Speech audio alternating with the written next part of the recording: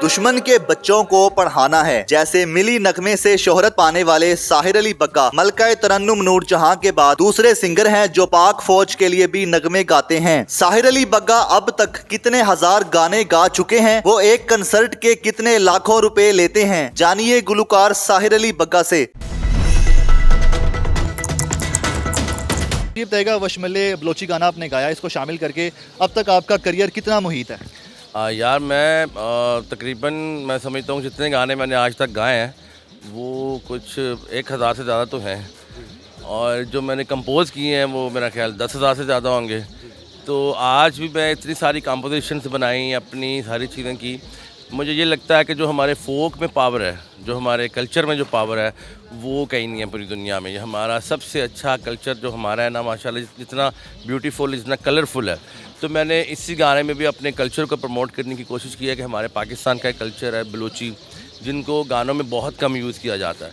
मैंने स्टार्ट का जो 1 मिनट तक का जो हमारे गाने का जो पोर्शन है वशमले का, वो बलोची लैंग्वेज में है। उसके बाद फिर हम इसको ट्रांसफ़र कर देते हैं उर्दू पंजाबी के अंदर। तो ये मैंने एक इनिशिएटिव लिया है कि हम जो लोग बलोची नहीं सुनते, पंजाब में रहने वाले या पठान लोग हमारे या सराइकी लोग, उनको भी सुनने में मिलेगा कि हमारी लैंग्वेज बलोची जो है एक लैंग्वेज ये भी है। ठीक है सर, आपका एक माइलस्टोन है, आपने पहला गाना कब गाया था, किस उम्र में थे, और आप ड्रम प्लेयर से गुलकारी की तरफ किस तरह? ये सारा कुछ वैसे यूट्यूब पे पड़ा हुआ है। गाना जो पहला मैंने गाया था, गाने की बात करते हैं ना, वो मैंने एक हमद पढ़ी थी मौला माफ़ करी 2006 में।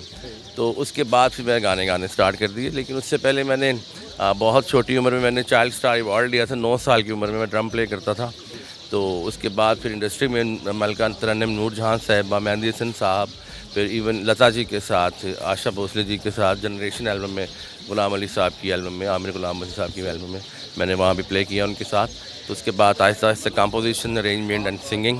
ठीक है सर, पाक आर्मी के लिए मैडम नूरजहां के बाद आपको देखा जाता है, तो ये आपके लिए कितने बड़े एजाज़ की बात है? मैं समझता हूँ कि बड़ी सआदत है। मैंने ऐसा कभी सोचा नहीं था, लेकिन ये है कि जो मेरी एक मुल्क से मोहब्बत है, मैं उसी लगन में रहा हूँ।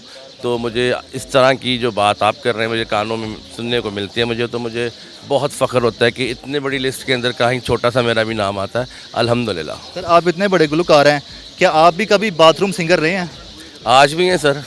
कौन से गाने गाते हैं बाथरूम में? बाथरूम में वही गाने जो बना रहा हूँ ना, ज़्यादातर मेकिंग होती है उसमें, क्योंकि दिमाग चल रहा होता है, अकेले होते हैं, तो गाड़ी में, बाथरूम में तो करते रहते हैं कुछ ना कुछ।